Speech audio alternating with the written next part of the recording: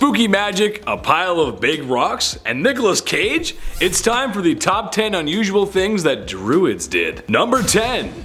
Oak Boys. What if I told you that Druids might not have called themselves Druids? I know, I'm blowing your mind right now. The word Druid technically just translates to oak knower, as the Druids were fond of trees. I mean, they kind of based everything around that. Especially of the oak variety. This is what the Romans translated it to when they were trying to understand the weird tree people. At least that's what we think, as not much is known about the Druids. None of the Roman writings ever describe the Druids as priests or practicing religion, so it's technically not a religion. The popularity of Druid-like religion is more of a modern invention. Yeah, that's right. I'm looking at you people who do strange rituals in the park. Please don't hex me, I'm just trying to make people laugh on the internet. I promise I'll compliment you later. Number 9. Julius Bias. Okay, so maybe even the Roman and Greek texts might be a little off. Honestly, just knowledge of the Druids themselves is unusual, as the Greek and Roman texts were probably second or even third-hand accounts. Some of the more concrete information comes from old 27 stab wounds himself, Julius Caesar. So again, you kinda see how things could get a little muddy. Also considering the fact that the Romans didn't like Gaul very much.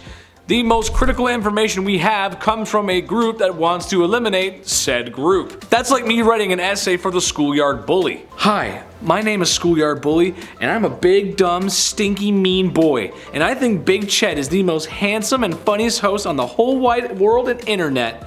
Signed, Schoolyard Bully. See how easy that is? See, you can just do whatever you want. History is written by the victors. Number 8. Gender equality. Honestly, it's refreshing to hear nice things happening in history, especially when it can be so grim. So I'm happy to tell you that Druids were unusual in their treatment of women because they actually treated them better than all of Europe. Druids allowed women to be leaders, military leaders, judges, and honestly were just very unique compared to the rest of Europe.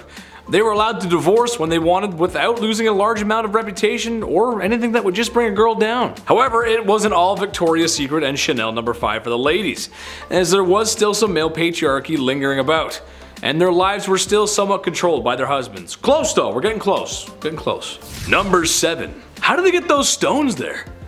These rock formation to ever be built besides the Easter Island Heads and maybe Mount Rushmore if you ask a geologist is Stonehenge, a giant circular rock formation thought to have been constructed by the Druids for all kinds of nerdy rituals. Or maybe not. It's actually been speculated that the rocks were constructed long before the Druids were running amok. However, I think the real question is, how did they get the rocks there? Think about it.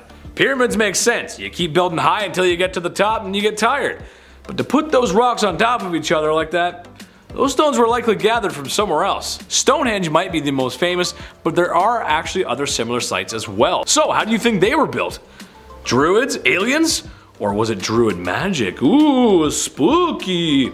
Number 6. No tax.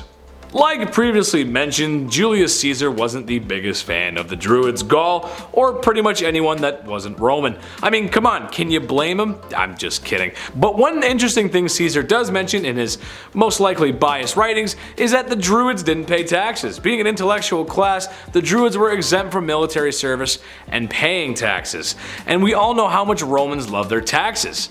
But can you blame the Druids? I mean, besides roads, education, public health, and sanitation, what have the Romans ever done for us? Gosh, this understanding of their culture did not make the Romans any nicer to the Druids. Number 5. Pickled foes. The Celtic and Druid had this really unusual tradition, or maybe it was something more sinister than that, really, not sure what to call it, but basically, they liked head. I mean, come on, who doesn't? You got eyes, you got a nose? Don't even get me started on those earlobes. I love a good earlobe. Everyone loves a good earlobe, but all bad innuendos aside, they like to keep heads of their enemies. Because, actually, it was because they believed the soul was in the head and not the heart. Which, yeah, I guess that kind of makes sense. Imagine a home decorated with all of your favorite heads. After realizing that severed heads can kind of ruin the feng shui of your home, and not because that's a head, but because body parts tend to rot, they began to preserve them in cedar oil. Which is just how I want my house to be full of jars of sticky severed heads. At least the cedar smells nice. Number 4. A 0-word essay. Since I hate essays so much, and you know how much I struggle reading, maybe I would have loved it with the Druids since they banned written language, or the passing down of written language to be exact. This is pretty much why not very much is known about the Druids, and the rumors of them being sorcerers certainly doesn't help. Imagine for a second, if you will, if we never had certain literatures passed down. For me, there's only one book that I'm glad got passed down, and you know the book I'm talking about, the holiest of books, the book with all the answers, Twilight. What would the early 2010s be without Bella and a very compelling story about vampires? Oh, and by the way, I'm Team Edward, just saying. Number 3, Wicker Man. Would I really be talking about an ancient civilization if I wasn't talking about a preferred punishment that's so creative and horrifying it'll leave you up at night, or make you look at a wicker basket twice before having a picnic? Basically, you build a large man cage-like structure so you can jam in as much people as possible, and in some sort of sick and twisted Nicolas Cage-fueled monologue, you set ablaze the statue full of people that need to be unalived, because sure. Well, that's how the story went in Roman texts anyway. Historians today believe that this may have actually been Roman propaganda, as the surviving Celtic and Druid texts don't seem to mention anything of a giant burning man or Nicolas Cage for that matter. Number 2, Jedi knowledge. I just had to fit in another Star Wars reference. I mean, come on, it's Star Wars. But what's unusual about the Druids is that 2 of the Jedi is studying. And I'm not talking about 3 AM, I have an exam at 8 kind of studying. I'm talking Druids often started very young and slowly learned the way of the Druids. Like mentioned before, they were healers, leaders, advisors, and conducted religious rites. But it took a lot of time and training to become one.